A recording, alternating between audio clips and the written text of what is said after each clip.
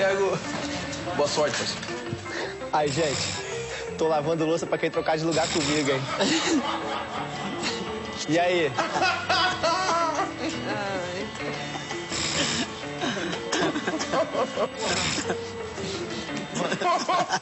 Não vira de barriga, mano. Não vira de barriga. Faz a entrevista. Não dá pra dormir? Não, mas como é que vai dormir? Ô, Joana, mas como é que vai dormir com um cara roncando aqui, meu? Ah, roncando já? Não, imagina. Ele tá trazendo Papai Noel pra nós.